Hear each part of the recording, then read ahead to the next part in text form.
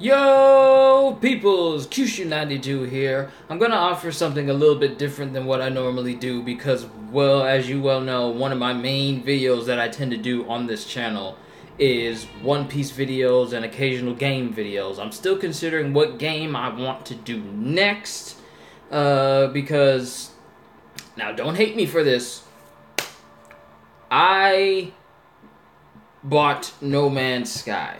Now, this is not the topic of discussion, but I bought it, and I only did it because I'm a sucker for space exploration. And I know that that game was literally martyred the day that it was launched, to the point where people literally just called it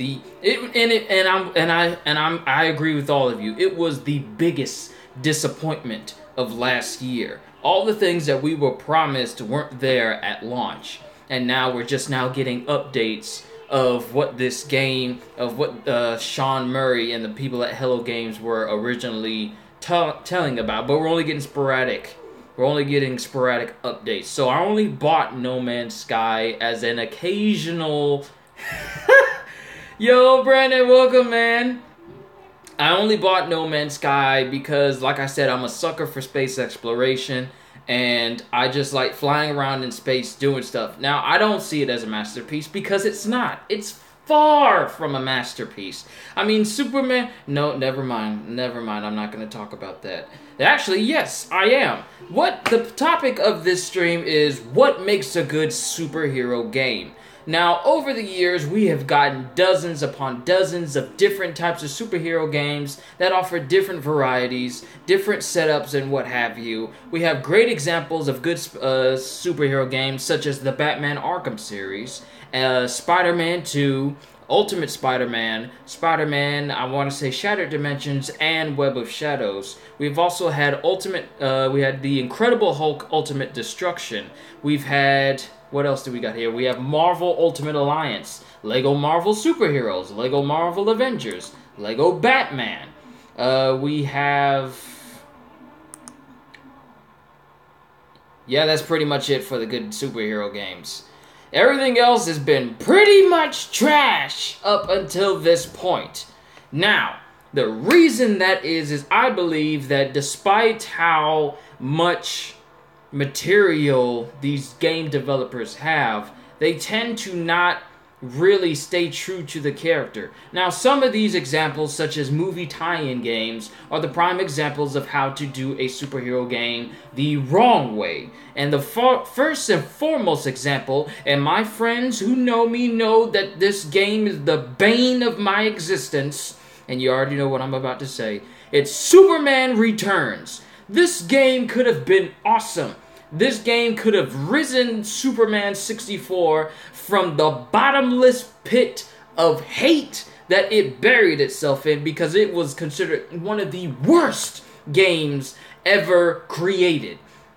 And we were all hoping, a lot of people were hoping, that Superman Returns could have been that game where you could fly around Metropolis, save people, have all the powers of Superman, super strength, super speed, being able to fly at supersonic speeds, and you could fly as long as you wanted to in that game, to the point where the game literally told you you're flying faster than the speed of sound because all sound cuts out as soon as you hit that other barrier.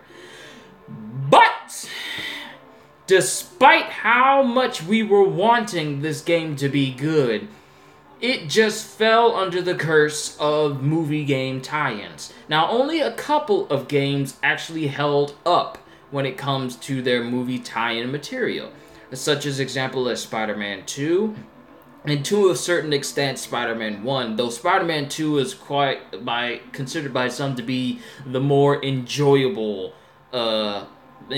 game of that series. And then you have the Chronicles of Narnia. I want to say, me and my sisters, we only played the first one and we enjoyed that. It was pretty good. Don't know about the other ones, like the ones in the sequels though, so I don't know about the rest of them. But movie tie-in games is really what brings a superhero character down. If it's a movie game and the movie's bad and the game is bad, don't nobody want to play a game where Hold on, it said bad connection. Is everybody good? I want to make sure everybody good. I think we're good now.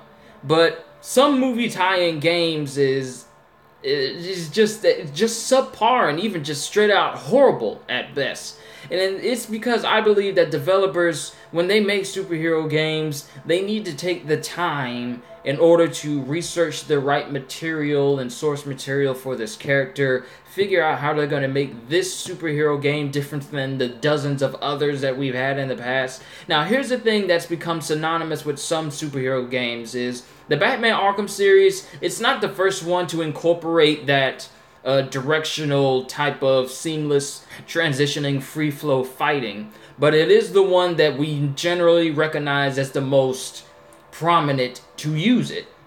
And as we've seen in the Spider-Man PS4 trailer, Spider-Man operates and moves in that same manner. But what makes it different from Batman is you can tell that Spider-Man. You can't look at this and automatically think, hey, this is just Batman in Spider-Man suit and that's the way he's fighting. No, the way that Insomniac Games has made Spider-Man for the PS4 to appear is that it makes it look like it's actually something that Spider-Man would do. It's not just a copy and paste of the Amazing Spider-Man games. We'll get to that later. But it actually looks like they're taking their time to make this Spider-Man game the one that people say, yes.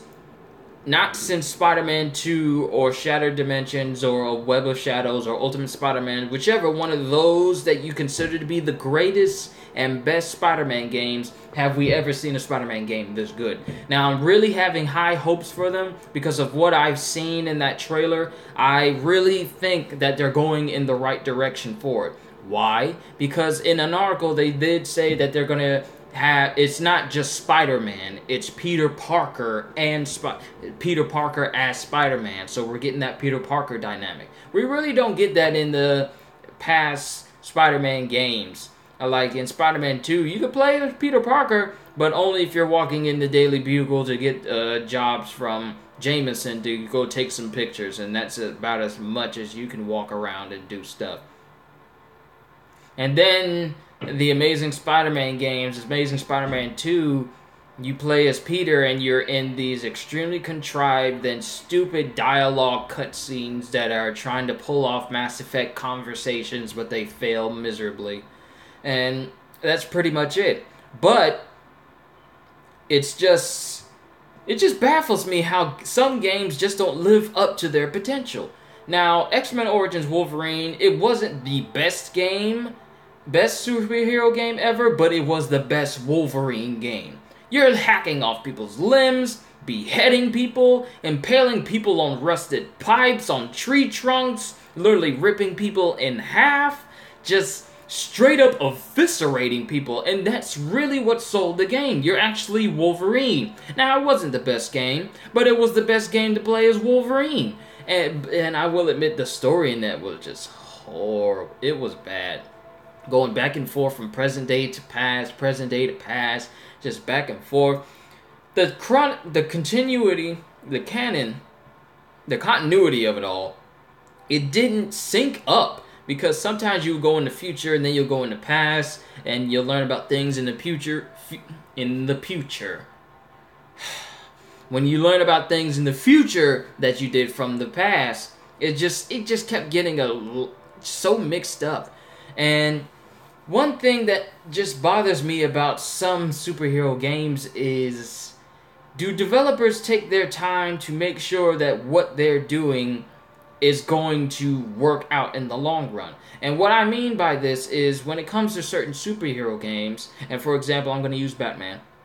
Batman takes the time to not only flesh out the character of both Bruce Wayne and Batman, but also flesh out his repertoire, his ability to get around. As the series progressed from Batman Arkham Asylum, City, and Night, I'm not counting Origins, but Asylum, City, and Night, he grows progressively more powerful and more versatile with each ongoing sequel.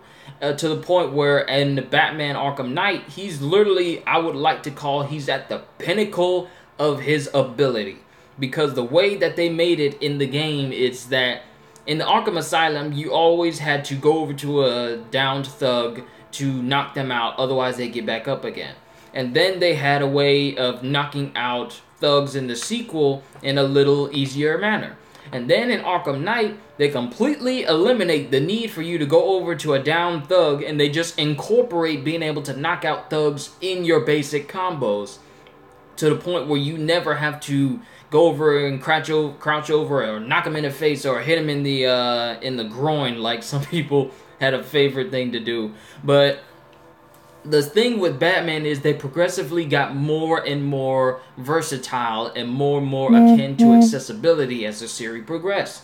And that's what caused the Batman Arkham Asylum games to excel. Not just that, but the story, the characters, the narrative, and the pacing. The pacing in the Batman Arkham games was pretty good, and you didn't have to worry about it moving too slow. Oh, I wish this chapter would end already. No, they kept you engaged, and you actually wanted to find out what happens next, even if it was just you reading like a small or listening to a cassette tape from Arkham Asylum. You actually wanted to find the rest of them just to hear what the rest of those were, because the story and lore and backstory of different characters in that brought you in. Now, the problem I have with superhero games is I believe that some developers rush them out too quickly, that they don't take the time they need to in order to have it out. No, a lot of developers, and this accounts towards movie tie-in games, they're always on a set time clock in order to get a certain number or a certain game out in time, and therefore sacrifice the needed resources in order to not only refine the games for bugs and glitches, refine the story, refine the gameplay, refine the characters, and make it all overall enjoyable for everyone to enjoy. But I'm glad that we're sort of starting to slowly break away from movie tie-in games, because it's been a while since we actually had a movie tie-in game. Now, I don't count mobile games because they're in their own separate format. They can do whatever they want. But console movie tie-in games, I can't remember the last time I actually saw one being advertised anywhere. If you guys know, let me know. But I haven't seen any in the past, I don't know, year, maybe. But what makes a good superhero game? Well, firstly, you need to make sure that the superhero you're making a game of is actually someone that everyone will enjoy to play. They made an Aquaman game. How do you make swimming in the ocean boring? That's my question. How do you make being one of the members of the Justice League swimming in an open world ocean city boring? Well, Aquaman, I want to say King of Atlantis. Hold on, I got the thumbnail over here. I'm also still working on getting a webcam and learning how to put pictures and stuff up on my screen and stuff like that, so just bear with me. What is it? Aquaman Battle for Atlantis for 2003. And let me tell you, that game looks, sounds, and plays clunky and horrible. Now, like I said, if you're going to make a superhero game, it has to be something that people can, one, relate to, and not necessarily relate to, but say, yes, I would be happy to tell people I'm playing as this person. Who wants to say they want to play as Aquaman? Aside from playing Injustice, which I have yet to play. I'm working on that. But make sure it's a character that people will actually want to play. Secondly, make sure that the story, if you're even connecting them to a story at all, make sure that it lines up, it's not boring, and make sure that it pays off in the end and it's not just a gigantic distraction from what they actually want to do, going into free roam or into free roam if it's an open world game. But normally superhero games now, they're starting to lean towards the open world environment. But the story has to be consistent, has to have good pacing. It doesn't need to drone on too long, repeating the same sort of thing. It needs to be it just needs to be coherent, and it needs to be whole in order to piece together not only the characters, but also the environment that the story is taking place in as well. Secondly, gameplay. well, now second, I want to say thirdly, it needs to have good characters. You can't have, hello Louis Games or LUI Games. Welcome to the stream. We're talking about superhero games.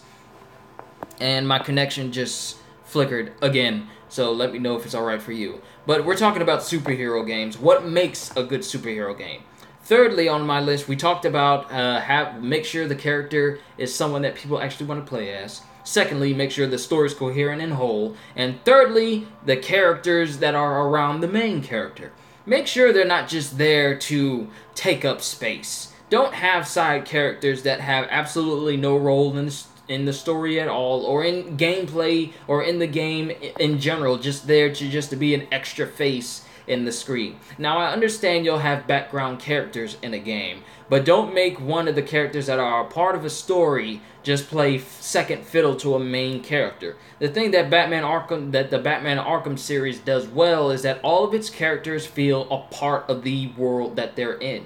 Now, Batman, it's obvious, he's Batman. Who doesn't want to play as Batman? The people connected to Batman are awesome. Now, the thing that they do right with their secondary characters, and even characters that you barely even know, they flesh them out completely, and even in the Arkham Knight concept, they flesh out those characters to the point where they become gameplay mechanics. Like, that pig guy, I forgot his name, Doc Pig or something. That guy that had the pig mask in Arkham Knight, I forget what his name is. But I never heard of that guy at all until I played Arkham Knight. And then as soon as I started playing more and more, like seeing his stitched up people around Gotham, I started wondering, like, who is this guy for him to be doing all of this? Like, it makes you feel engaged to find out who these individuals are in the game that you probably never even heard of before. And the characters that need to be in the game, they need to have some part of the story. They can't just be there to say hi, then bye, and then you see them die. But they need to be a part of a story where they actually have a good enough role where they're not just there for you to make an extra character model that could be used on a pedestrian halfway down the street. Then they'll disappear because of pop-in. But they need to have good characters that you can say, this character is good. Just as good as the main character. To have characters that have some meaning in games. Fourthly, the environment. Make them, and I know a lot of games are doing this now, but don't make games. It's just that it started turning into a developer's rant. I'm sorry, but the environments, it needs to a good superhero game needs to have good environments. Notice I'm going to use them again as an example. Rocksteady has been doing a good job with keeping the aesthetic of the Batman universe and the DC universe as a whole completely within one another, completely within the same rung as one another. When you're playing Batman, you can tell you're playing a Batman game. Not because the way that they make the environments look, it looks like it's supposed to be in the DC universe. This sets it apart from other open world superhero games because you can automatically tell as soon as you go into Gotham and Arkham Knight that this is Gotham City. This is unlike any other type of city that I've ever seen before in a superhero game. But it sets it apart because they take the time to put the detail on every single building. Now, I'm gonna play Arkham Knight after this is over, just because I just want to do that. But they set it apart from other superhero games because they actually take the time to keep the aesthetic of the Batman universe in the game, and also make it not only just there to be where Batman needs to go for certain missions or part of the story, but it's an inviting environment because the environment pulls you in. Just like the story and the characters should pull you in, the environment should pull you in as well. Because flying through I'm getting tongue-tied. I apologize. Flying through Gotham as Batman is both exhilarating and also, for lack of a better word, awe-inspiring. Because you're flying through all of these flying and gliding past all of these buildings, and you're just looking at each individual building, and then you'll see some of these buildings have references to other characters in the DC universe, like the Queen Enterprises, or I want to say Joker's old hideout, or the place where the Man-Bat, I forget his actual name, the Man-Bat is labs is. Like, they have all these different places that pay nodes to the actual DC universe. And they do a good job of filling up an environment and not making it an empty, dead landscape. That's another thing.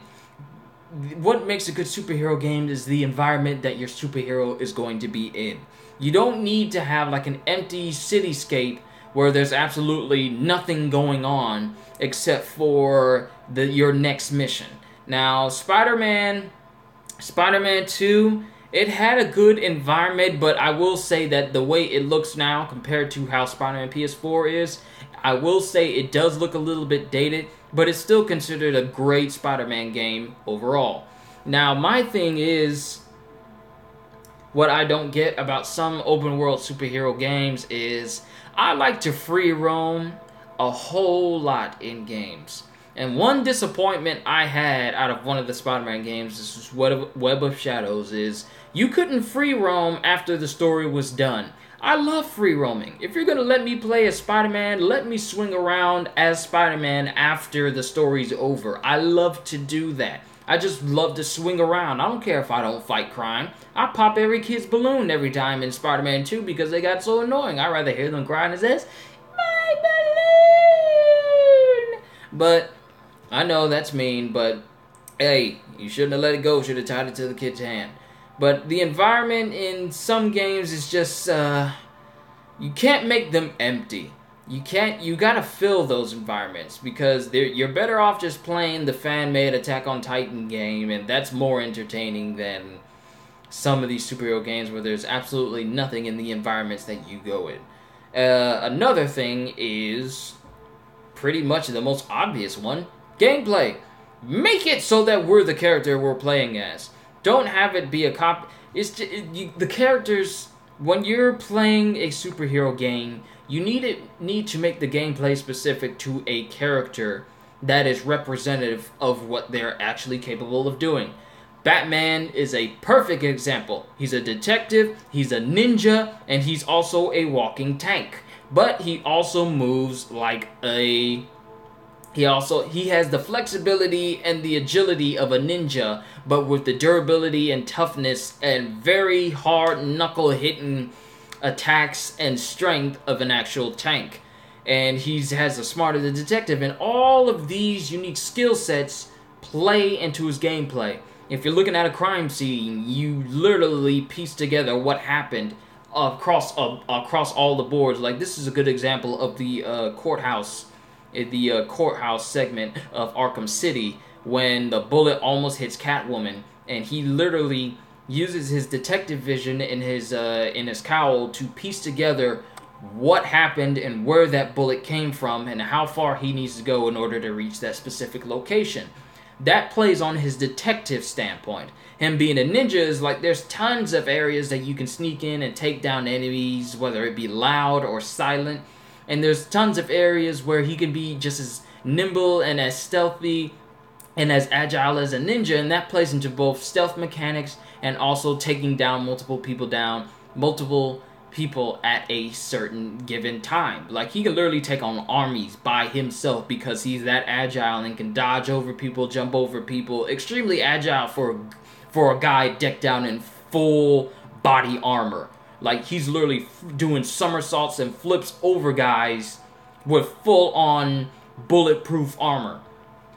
And on his, on his tanky side, he's literally just, he can tank gunshots, and he can literally take down entire armies of bad guys just by his fists alone and all the tools that he has. They all have a mechanic that plays into one another, from puzzles to taking down people silently or loudly. They all intersync into one another, and they all complement each other's strengths and weaknesses.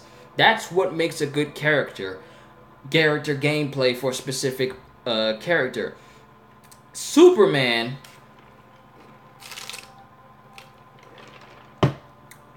Superman, on the other hand, I don't know how they got that wrong.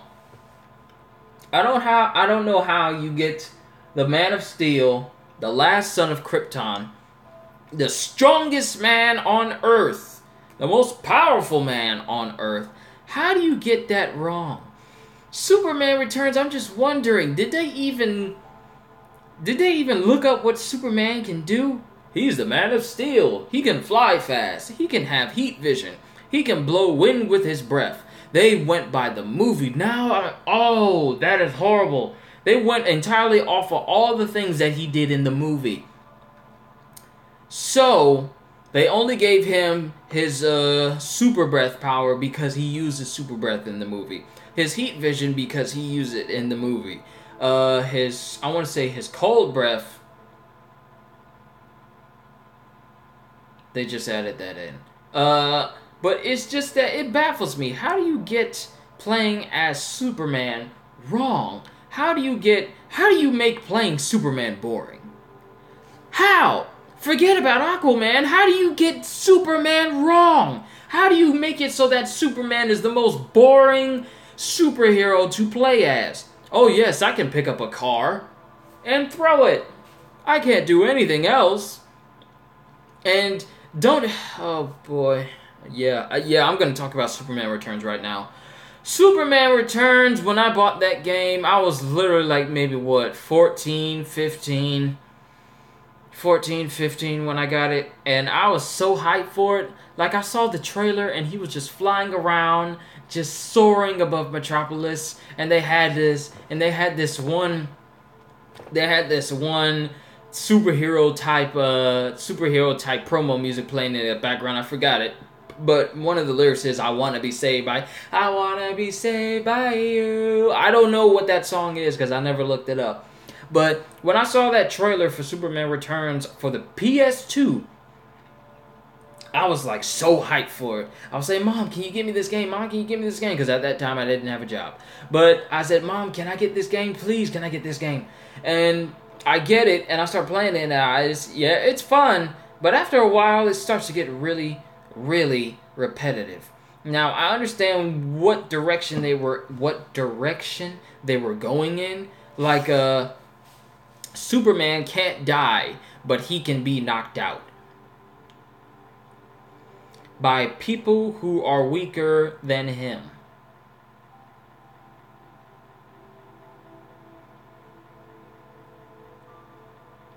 Really? Superman in Superman Returns is powerful, but weak enough to be knocked out by ice breath from a dragon, or whatever those creatures were, or from that dragon mutant, or fire breath from a dragon mutant. This is coming from a guy who in the intro gameplay of the game is literally headbutting flaming asteroids and freezing asteroids. That's literally one of the things you can do in the main game, is you can literally stop the asteroids from hitting the ground by just straight flying into them head first. But he can be knocked out by something else breathing fire or ice on him.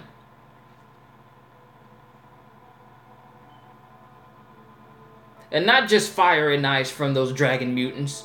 He can be knocked out by a guy who can create clones of himself.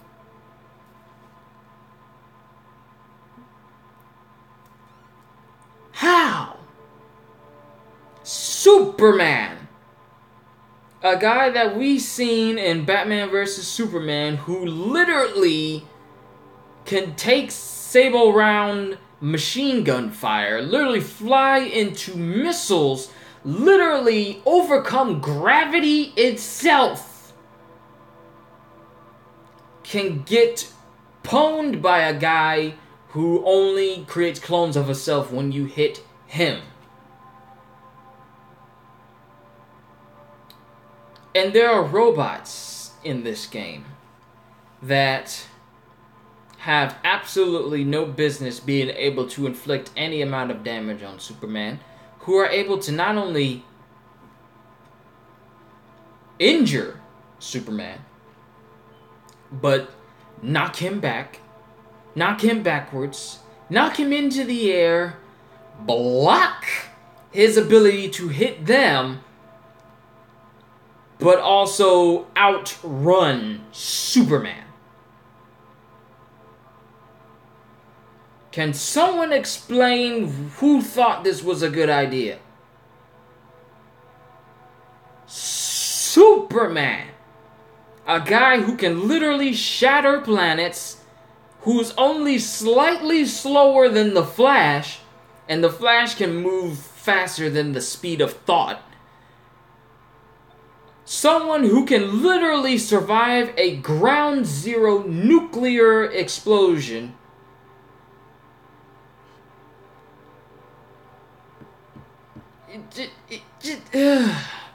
It just baffles me. Why? And as I look back on this game now, I still wonder how did I even talk my mom into even buying me that game. I still wonder why. Why did I even ask her? It was such a horrible idea.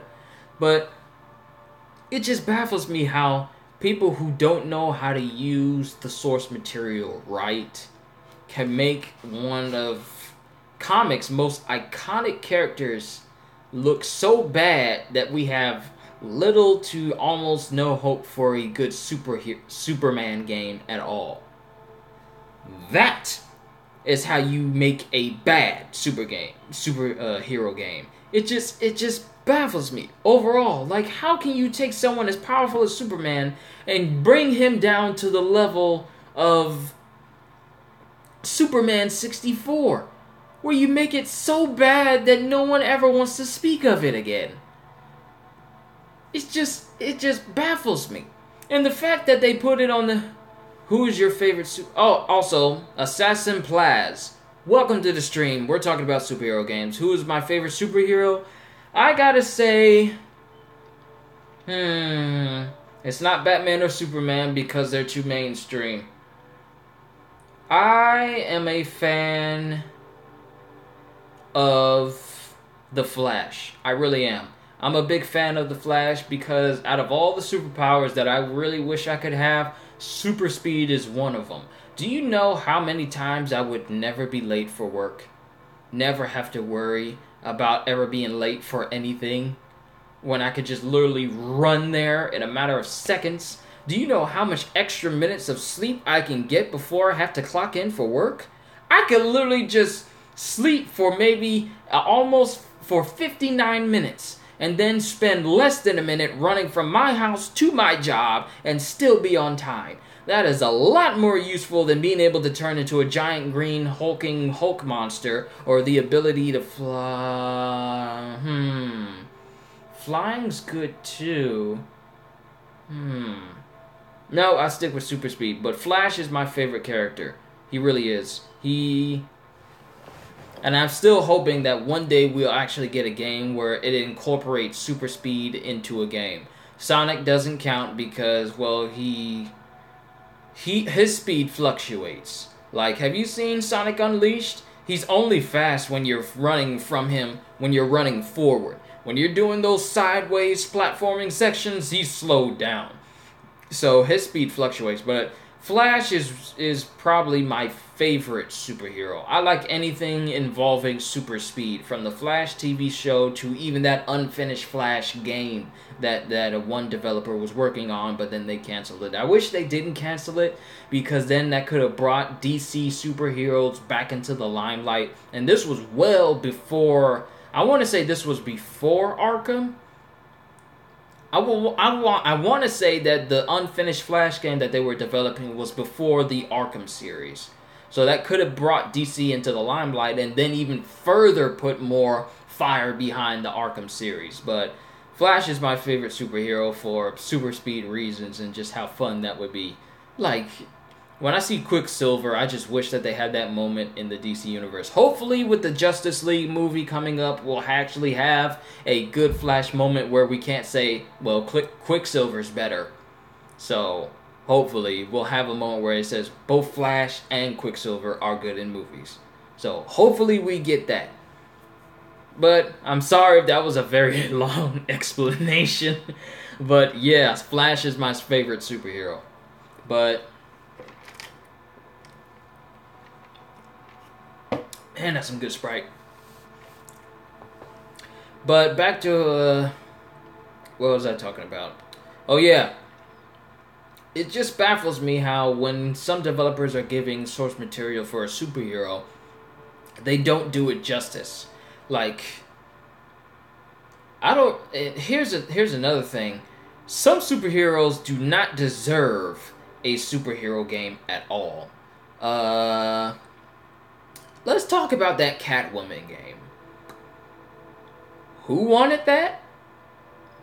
Who asked for that? Who thought it would be good? I didn't. I've seen gameplay for it.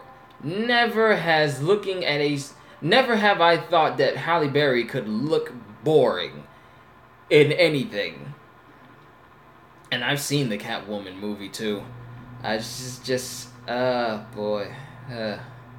Both the movie and game are bad. Neither one of them are good enough to ever be considered by anybody.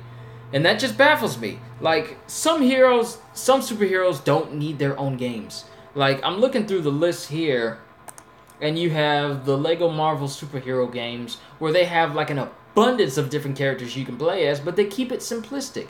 And that's what it excels at. You have hundreds of different characters, but they're all unique, and you can play as anyone that you want to. Don't have a character, don't want to play as a certain character?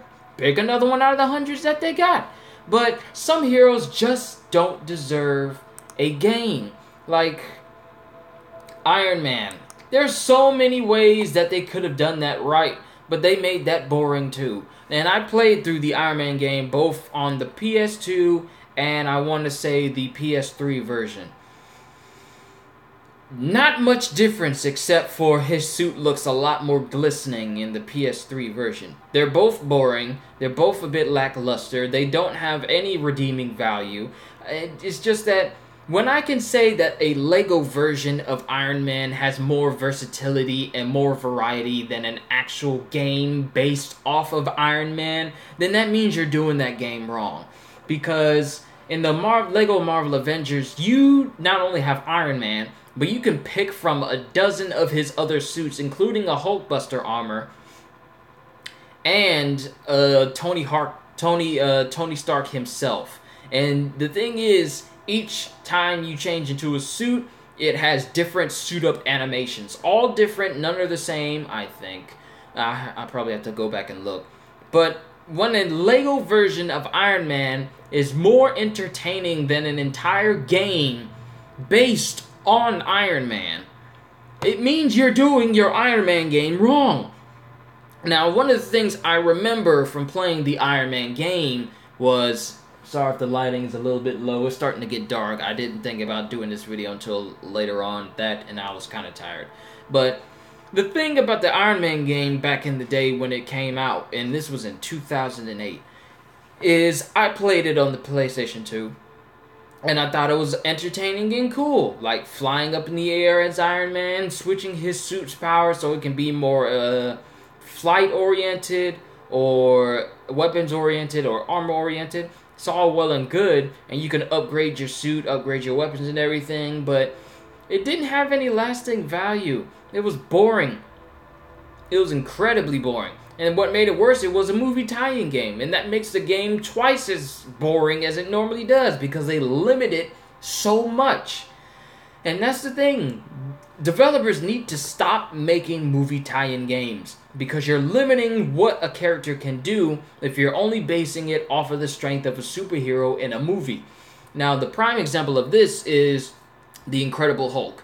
Not The Incredible Hulk Ultimate Destruction that was released for the GameCube and PlayStation 2. The Incredible Hulk Ultimate Destruction is actually how you do a good superhero game right, especially the Hulk. Like, in Ultimate Destruction, literally everything could be a weapon. Pick up a car, you could throw it, or you could smash it and turn it into boxing gloves. Or you can pick up a bus and smash it in the middle and turn it into a shield. And if you had a right upgrade for it, you could turn it into a literal surfboard and just surf across the pavement. literally knocking and destroying everything in your way. You were the Hulk. You could do anything. You could destroy anything. Well, not every single building. That didn't come until the Incredible Hulk for the 2008 version, but we'll get to that. But you played as a Hulk. You were the Hulk.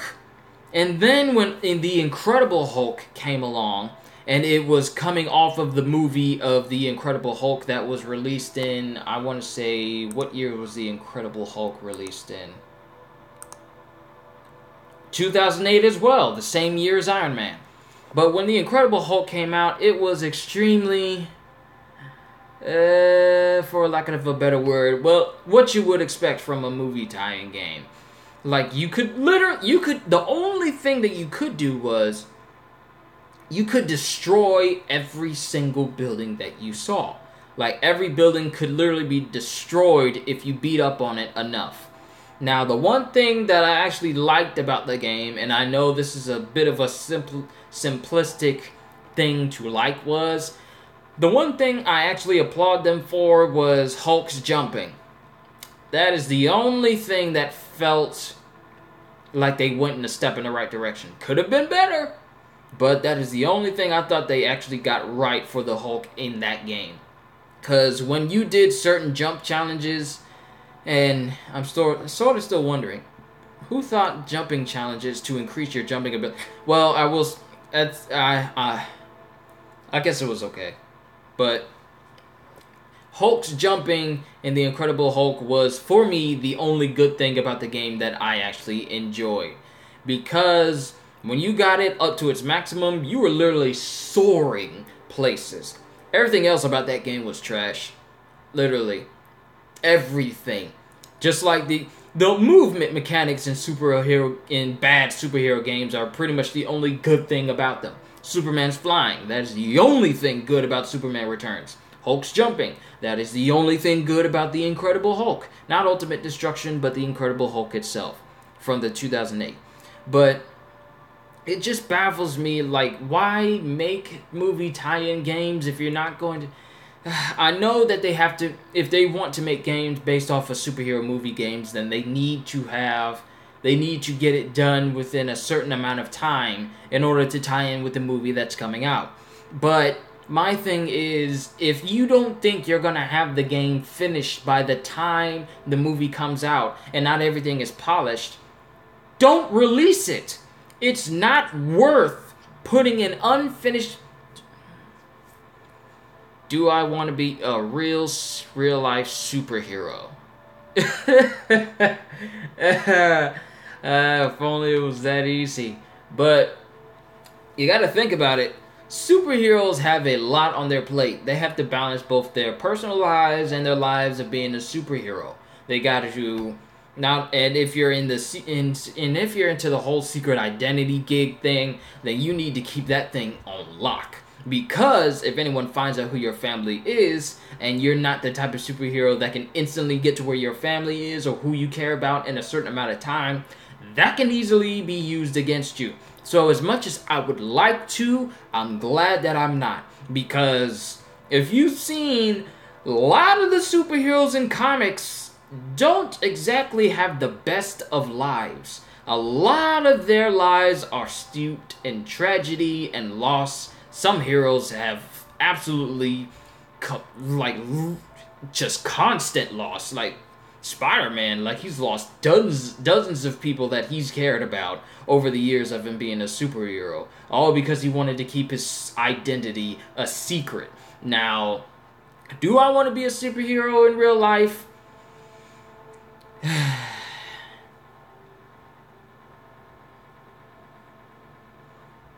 If superpowers were a thing, and I had super speed, and I had that super speed power on lock, then yes, I absolutely would, because it'd be entertaining. I literally would just make myself the most vulnerable person, just walking out on the street. This dude comes out and tries to mug me. I would literally use my speed to not only just embarrass the dude, but I'll just... There's so many bad things I would do as a good superhero if I ever had that power. Yeah, I didn't expect this stream to turn out this way, but I'm glad y'all came by. I'm just enjoying, I'm just doing something a little different for my channel a little bit. Just talking about something that I consider important. But if I was a if superpowers were a real thing if superpowers were a real thing, I would be a superhero. I really would, because I tend to lean that way towards open world games like Fallout and Skyrim. I tend to be the good guy the majority of the time. Even when it comes to games where I can be the villain, I tend to prefer playing as the hero because of how I am morally. Like, even if I've never used a sarcastic option in Fallout 4 because I want to be that good guy. I like being the good guy. And even though I have made a Joker character on Fallout, I'm still working on that. I might do a video on that, but it's just that I can't. It's kind of a tricky. It's a tricky. That's a tricky answer. It's a tricky answer, I will admit, but I don't know. Maybe. If superpowers were a thing, yes, I would be a superhero. How I would get a suit, I have no idea, because I can't make anything. I can't make suits. Do I know who Rorschach is? From The Watchmen? Yeah, I know, with Dr. Manhattan and Owlman, or whatever that guy was. Whatever that guy's name is.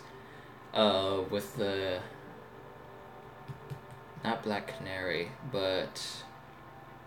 Comedian, Dr. Manhattan, Rorschach... I forget the other guys' names. I forget them. But everything is made of energy. Everything you see moves are real. The subconscious mind influences are genetic makeup. Interesting.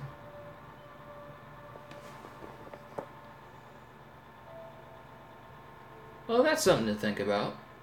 So who knows? Now, whether we actually have beyond superhuman superpower, we can program our subconscious mind to give us super strength, speed. These moves are just giving us clues as to what we're capable of. I'm a mild example. How so? What can you do? What superhuman abilities have you tapped into lately, good sir?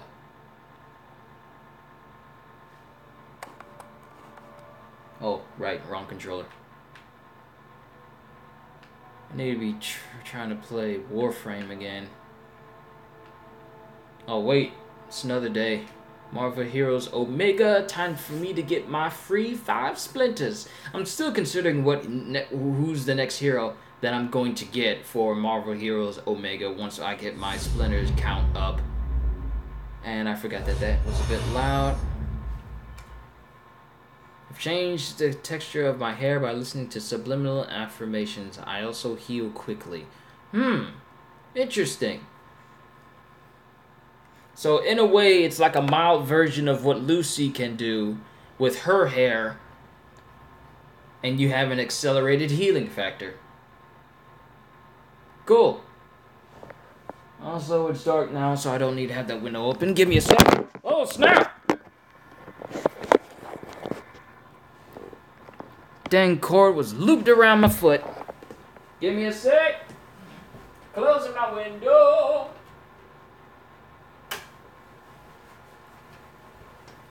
I'm literally just chilling right now because I got a 9 to 5 tomorrow because we have a 1,000 piece truck that they want us to work on, and I'm basically just chilling right now. I know I'm gonna get plenty of rest. I don't have to be up until about 8 in the morning.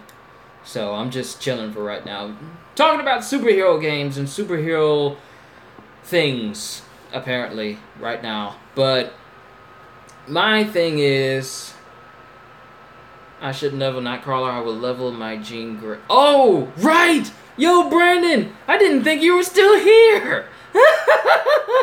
Yeah, I need to work on my Nightcrawler. I already got Spider-Man to maxed out. I'm still considering whether I'm going to prestige him or not, because I don't know if they're going to do anything for prestiging, as far as other than you getting a loot, as far as you getting a loot box. I think wall crawling can be real. Well, if you gain enough momentum when you're running to a wall and you bounce up on it and you stay there, you can stay there for a couple of seconds. I don't know about longer than a couple of seconds, but I've tried it when I was in gym class. I literally ran up on a wall and people literally stared at me wondering how I managed to stay on the wall so long. Haven't done that in years, so I don't know how accurate that is now. So I might have a few seconds sticking to a wall shaved off of my time since I haven't processed any of this. Do any of you want to test this stuff out? Like what? Trying to do super speed and healing quickly and changing my hair color? I prefer my hair color to be black, so I'm not going to do that.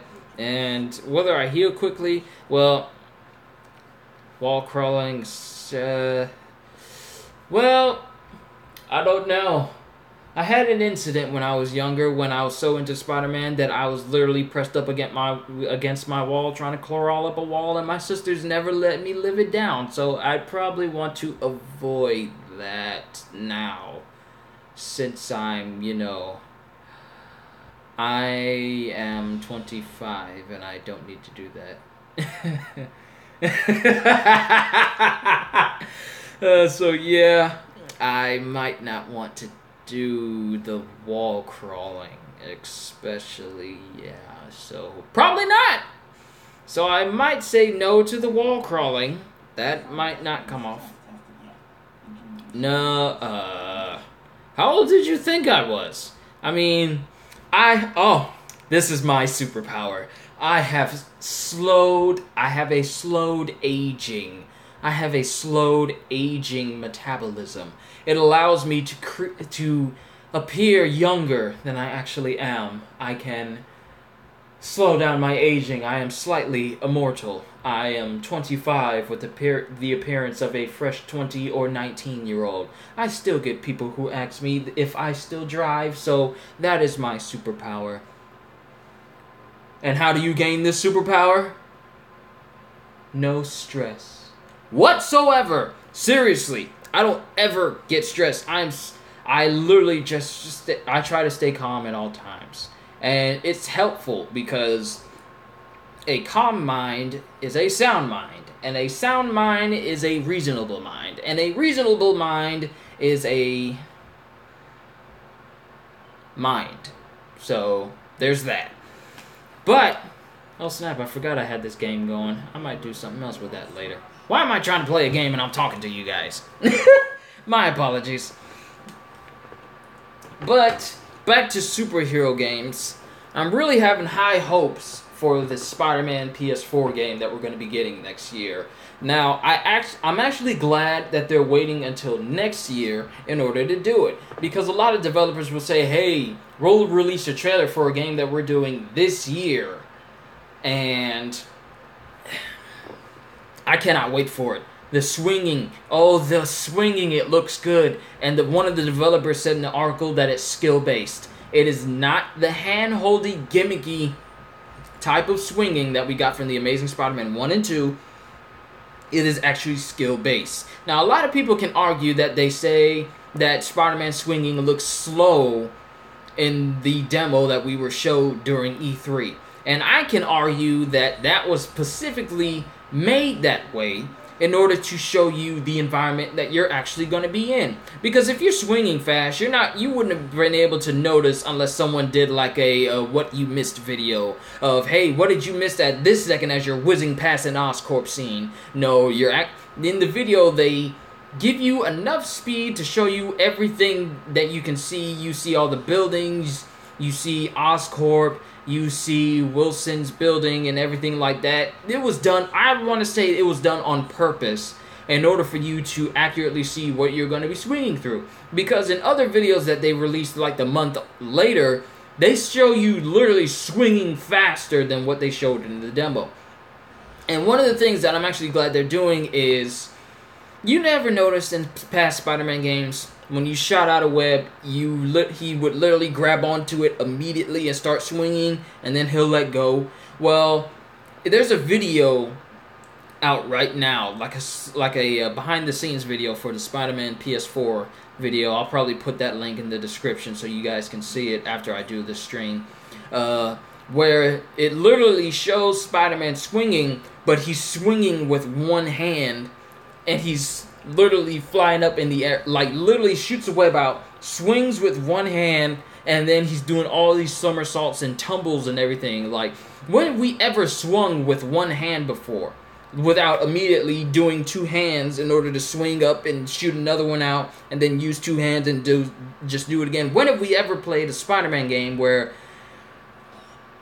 he literally just swings from one hand? Now, one thing I want to say that is the closest to that would be Ultimate Spider-Man, because I know he tended to do that a couple of times, but not to the extent of the Spider-Man PS4 that the Spider-Man PS4 game was conveying.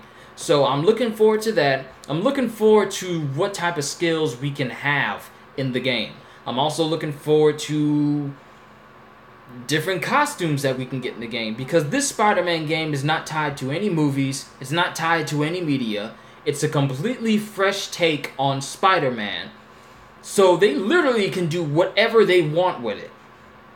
They don't have to be tied down by movies or TV shows or anything like that. They literally can put and do whatever they want in this game.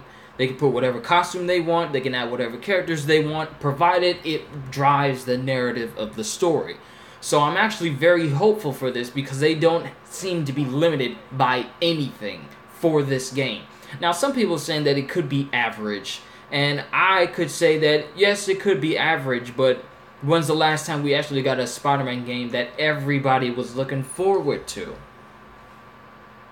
Like, the Amazing Spider-Man games were just there. They were there to tie in with the movies, and they're just as bad as any other movie tie-in games.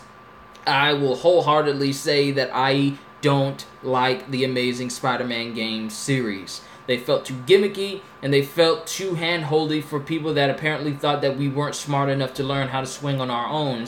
So why not have Spider-Man swing from the air and not attach his webs to anything in the first game, and then have it seem like you changed up his swinging mechanic in the second game, but it's just the same exact thing. And the thing is, there's no collision detection when you're swinging. When you swung in Spider-Man 2 for the PS2 and GameCube, if you swung around a corner, your web wrapped around the corner and shortened up your line. And if you weren't positioned right, you would go swing into a wall and then come right back to where that line stopped you, and that would be the line that you was left with. Dang, computer, stop shutting off.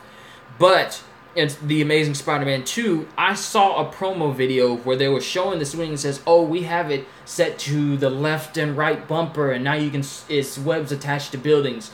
They had one portion of that trailer where he swung underneath like an underpass tunnel.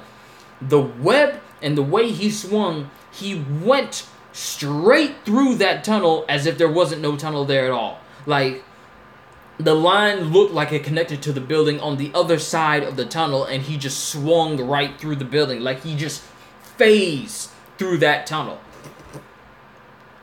That put me off from the game completely, because you say you have the webs attaching to the buildings, but it's no more realistic than the last game that you had. So, not only that, the way that they had the characters in the game is just... ugh. Like, the dialogue, the movements of the cutscenes, like... Hold on, I'll give you an example. Because this is how they moved in the game. Hold on, let me show you. Okay. What? What? What are you talking about? What are you talking about? Wait, and then they're literally constantly moving around in the cutscene. But, like, one example when Spider-Man apprehends Herman Schultz, aka the Shocker, in Amazing Spider-Man 2, when he's looking at he's trying to see his tattoo, he pulls his arm off, he's like, whoa, they said you were ugly, but wow. Like, over-exaggerated movements. Like Spider-Man does, it's just like, who thought that was a good idea? Like, he's just like, They said you were ugly, like all these exaggerated hand movements. Not since Xemnas. From Kingdom Hearts 2 have I seen such over-exaggerated arm movements over such menial things. Now, oh no! Dang it, this cord! Hold on, let me get it set up again. Sorry about that, folks. But, dang it. You know what? I'm gonna move this cord out of the way so I don't have that problem again. Alright, so the thing that just put me off from the game is just like, who are you catering to? Like, who are they making the game for? It'd be cool if we could deliver pizzas. Probably change up that theme song for the pizzas, though. Or at least make it entertaining to listen to while we're going to deliver pizzas. But yes, I want this Spider-Man game so much. I am literally going to make sure I get either a PlayStation 4... I'm considering whether I want to get a PlayStation 4 Pro or just get an extended hard drive. Because we can have external hard drives on our consoles now because of the update.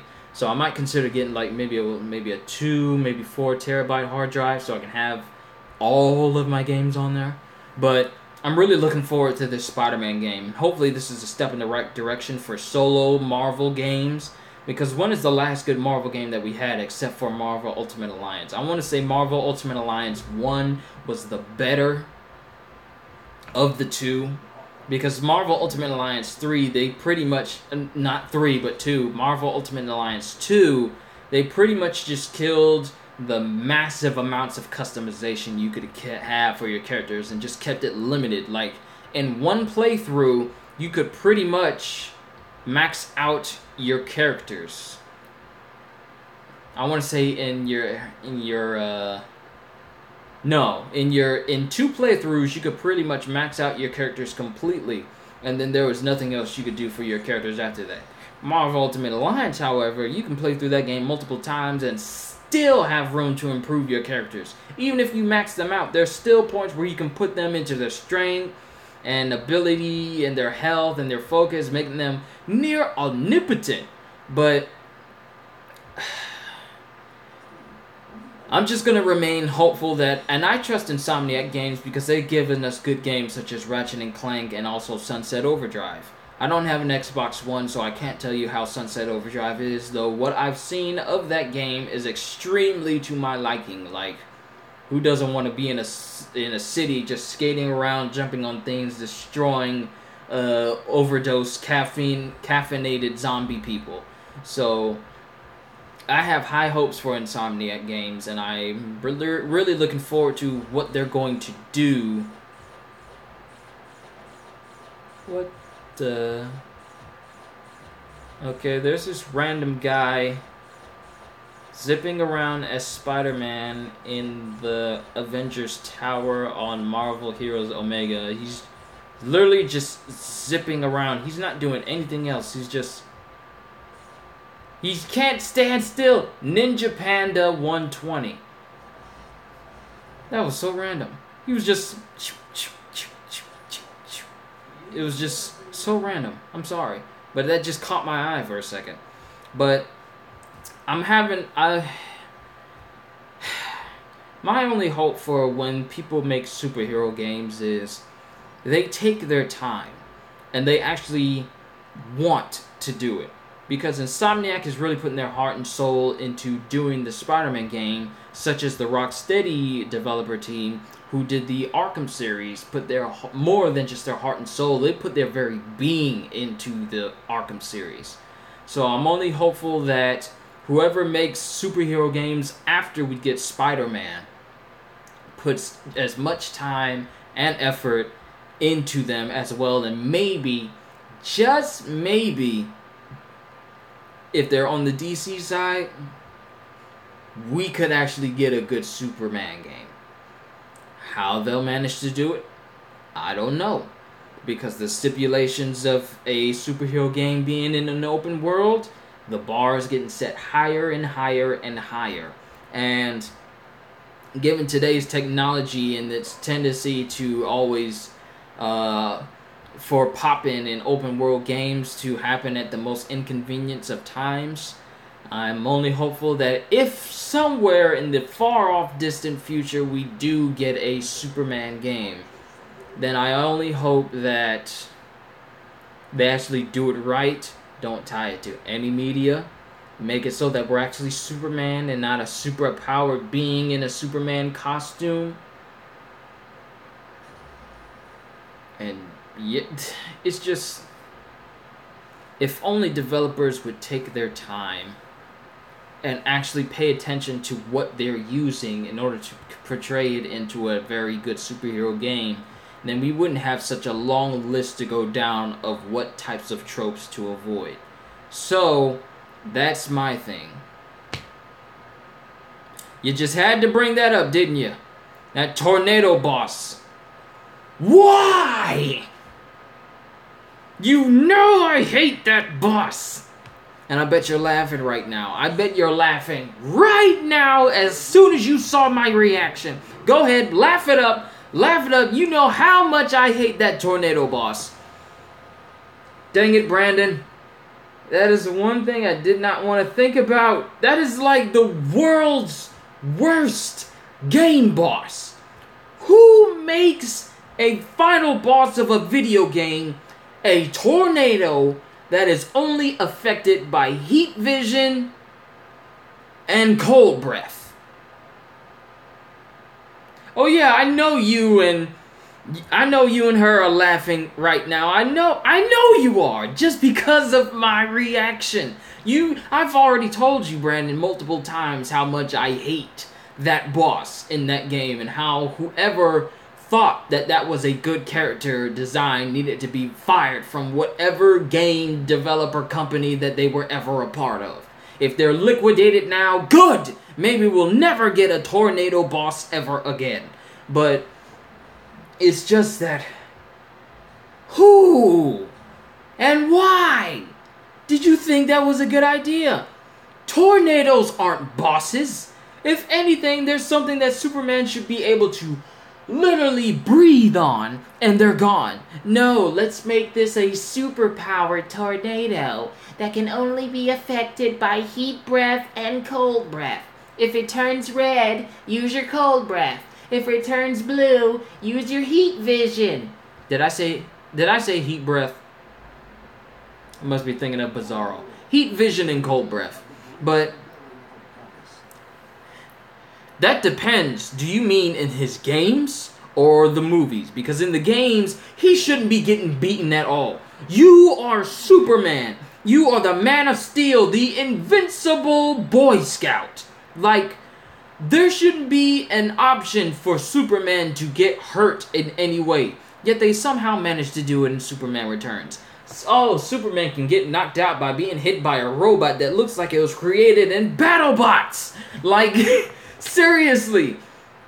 And he's also getting outrun by robots that have no business being faster than Superman. I spoke about this earlier in my stream, maybe about in the 20-minute, maybe 30-minute mark. But that's just something that bothers me. You make a Superman game where you can play as Superman, yet you have all these enemies that put up a fight against Superman that have no business putting up a fight against Superman. Like, they got this guy in a lavender and purple leotard that when you hit him, he turns into multiples of himself. How he's able to hit Superman and also cause Superman to reel back from being hit is beyond me. Because the guy is my size. Look at this arm. This isn't an arm that can hit Superman and cause him to get hit back. This looks like this is the arm that will snap if I ever hit Superman in the face. So it baffles me how, and the way I had it situated, it does look thin, but I'm actually a little bit bulkier than I actually look on camera. The camera decreases 10 pounds. But there's characters in that game that actually put up a fight against Superman that shouldn't be able to put up a fight against Superman. What about Power Man? Power Man. Isn't that Luke Cage? Because he's not on... I can say with absolute certainty that he's not on Superman's level. He has super strength, and he's indestructible. Pretty much. Like, at one point, he had to get surgery, and they had to use, like, a mining laser in order to cut into his skin in order to heal him. Like, they literally had to use a mining laser. A laser made to cut diamonds, to cut into his skin in order to save his life. I forget what the occasion was, but Luke Cage is crazy strong, but he's not Superman strong. I'm gonna get back on Superman right now. You got enemies in that game, like there's these robots that'll just randomly spawn from nowhere. That some are just overly bulky that have like Minotaur legs, like Oberon legs from Warframe. And they can hit Superman and on occasion knock him out if you don't watch his energy levels. Now, the thing is, Superman has limitations in this game. You can't use your powers for too long, otherwise you'll run out of energy. And if you get hit, then you get knocked out. You can get back up in that same instance, provided that the city's health bar is still fine. Why does the city have a health bar? Who thought this was a good idea? Superman cannot be killed in the game, but he can get knocked out, and the city has a health bar. City loses all of its health, it's game over, and Superman fails. You failed to save the city, Superman. Why does this sound so similar to Superman 64? Because didn't they have a similar line in that game? You failed to do this, Superman. Now Lex Luthor wins. Pretty much everything that happens in Superman Returns is you failed to save... If you lose in Superman Returns, it's pretty much you failed to save the city, Superman. Lex Luthor has won. Pretty much! And it's just... Back to the robots. You got these robots who I'm guessing they're part of Metallo's faction or whatever. You have these robots that are part of his faction where you have like these small human-sized robots who occasionally explode and will set fire to oil tankers, where if you don't either cool off the oil tanker or throw the oil tanker into the sky and then blow it up with your heat vision, it'll cause damage to the city. And also, it'll cause damage to the civilians as well, who are more indestructible than Superman. These people will be at a point-blank explosion in the game, mind you, of when an oil tanker goes off. Literally. The game just logged me out on Marvel Heroes. But these civilians in Superman Returns will literally be right next to something extremely explosive, which would kill normal people. They will literally get thrown back, but then they'll prop themselves up on the ground like, you know how Peter was in Family Guy when he hurt his knee and he was all like, ah. They're literally sitting like that on the ground, waiting for Superman to pick them up and take them to an ambulance, where they miraculously heal from their wounds and run away saying, "Thank you, Superman, I'm gonna run away now." Like, you'll literally have 10 different people who will get hit by this explosion. You take them over to and the thing is, the ambulance is never nearby. It's like 15 blocks away from where you're supposed to be fighting. Go too far away from where you're fighting, and the fighting disappears. Why? Makes no sense. And the thing is, you could literally, I did this once. I took a lady up to a building. I just flew down into a street as Superman, picked up a random woman out of the blue, went to the highest building that I could, and I blew her off of the building. And I flew down to where she was. I didn't bother to try and catch her. I just watched her fall to the ground. She literally just sat back up, wondering when I was going to take her to the ambulance. Took her to the ambulance. She says, "Oh, thank you, Superman," and went on her merry way. Why does a city need a health bar if the citizens can't die? That's my thing.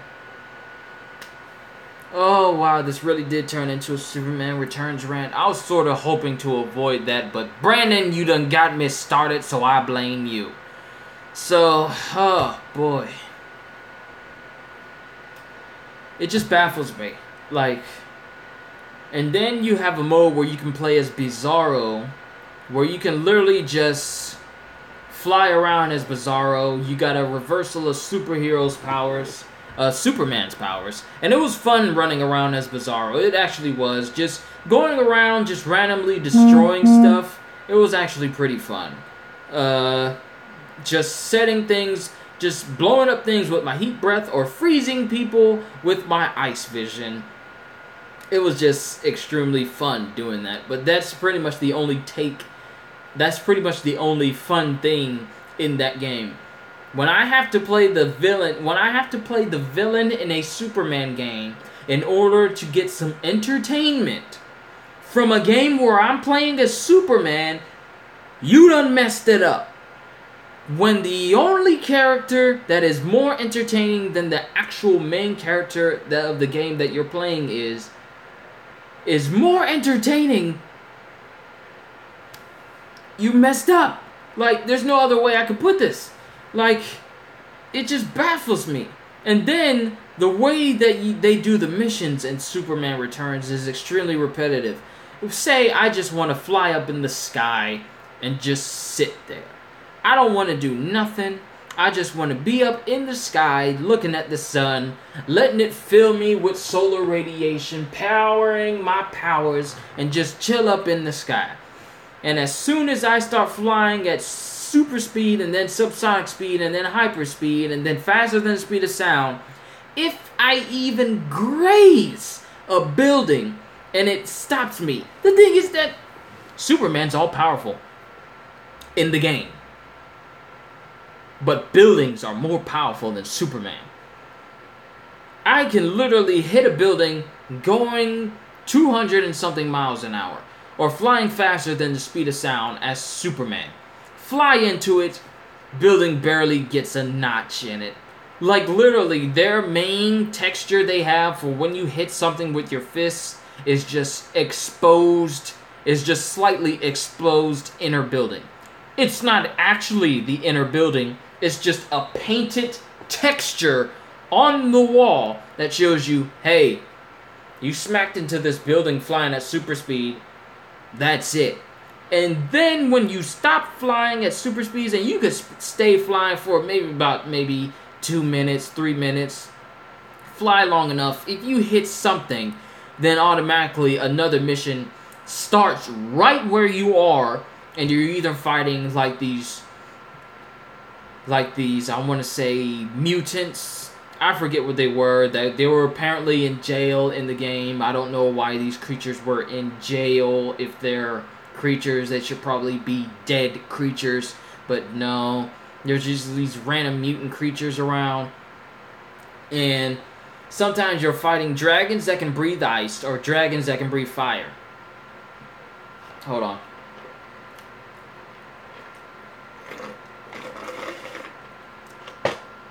My throat was getting a little bit parched. I just cleared up a little bit. But you're fighting these mutants, and some of these mutants could literally explode if you hit them too much, causing you to use different powers. Like, there's these very big creatures that you could pick up and throw someplace else or blow off in a different direction, but you can never blow them out of the city. They're always gonna fall someplace where they can find their way back on land, and then you have to literally beat them into submission. And then you have these aliens that occasionally appear in the city, like Mongol. Why is he in the game? He's just a superpowered individual who can fight on par with Superman in the game.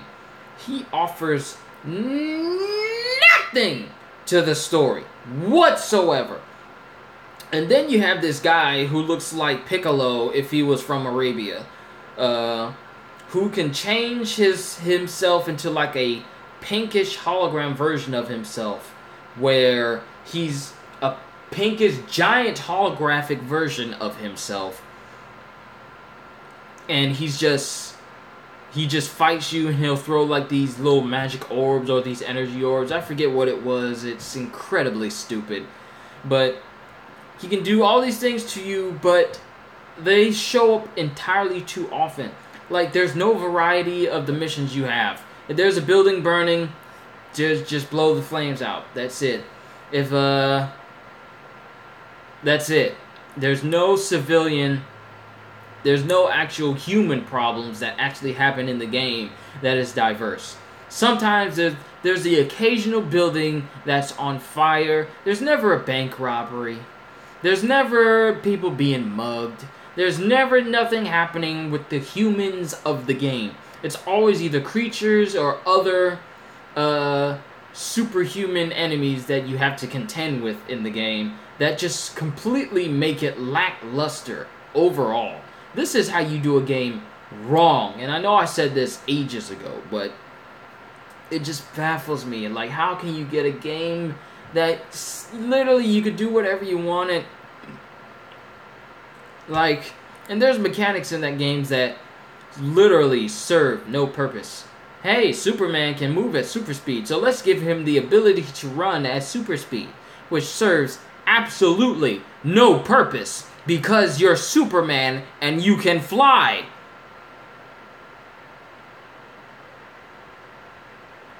There isn't a single point in the game where running at super speed is even remotely useful.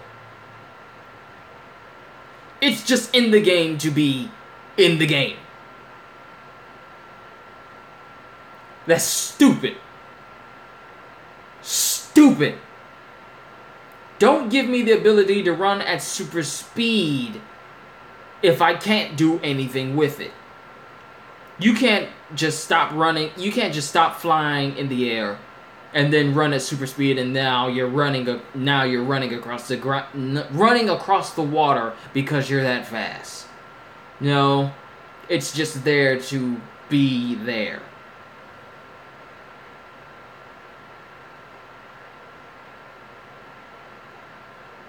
What? Bruh, it's just stupid. I mean, I don't get it. And I don't know why I've been carrying on for so long. An hour and 22 minutes? Have I really talked that long? At least that's what the timer says for me. Wow, I've been talking a lot. I need to be playing games before it's time for me to go to sleep and get up for my 9 to 5. That's gonna be fun. 9 to 5. Ah, well. But I just hope that, and the chances of people seeing this video, at least video game developers, might be extremely slim, because most of this was just a rant of me going off about Superman, which is a... dang it, Brandon, dang it! You did this! But I just hope that, should a video game developer for superhero games ever look at this video, please, I admonish you, take your time. Do it right. Look at your source material and make sure you're welcome. No, I am not! You know exactly what you did. You know exactly what would set me off when it comes to talking about superhero games. And you did it anyway. I'm looking at you with such intent. I'm trying to look at my face in my screen, but my screen keeps showing my eyes looking at me, looking at my screen. But you know exactly what you did. But there's really nothing more I could say about this. I mean, there's probably other dozens of videos out there right now. I don't know if there's any that rant as long as I do about superhero games, but hope you all had some enjoyment out of this. Let's settle this in the dojo or in the crucible.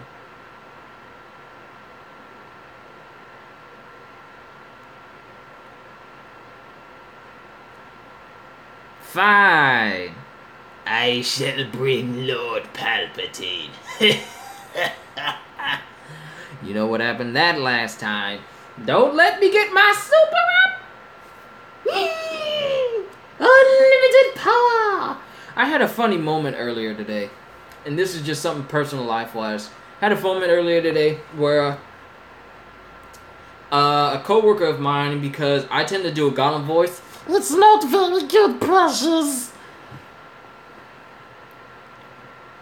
You won, that's what happened. Yeah, after I fried you multiple times.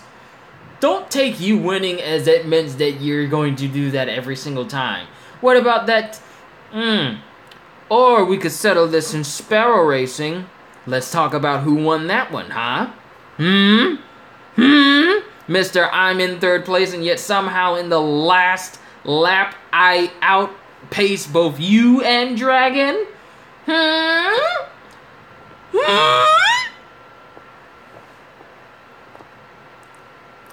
I ain't gonna do that right now, man. I'm trying to chill. I'm be honest with you. I'm messing with you, man. You know, man. I love you, man. You good. But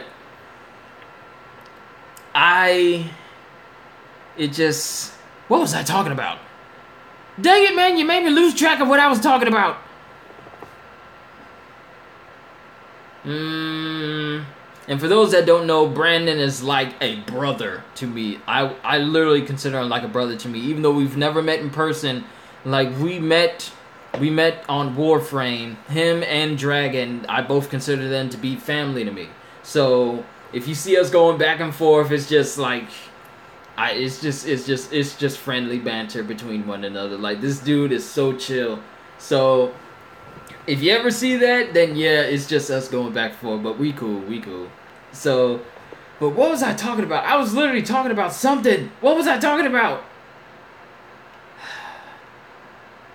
I can't remember.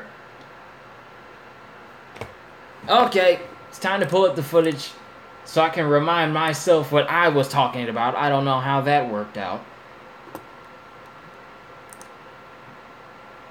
Also, you know what's funny? I know I did that commercial a while back. I know I did that eBay commercial a while back. I have yet to actually see myself on TV.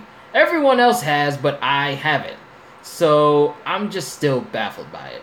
So, let me see. Oh, wait, I can't do it live. Oh, well. But, my thing is, what was I talking about? I was talking about something so important. Maybe it'll come up in a list. I was talking about Superman. I was talking how bad it was.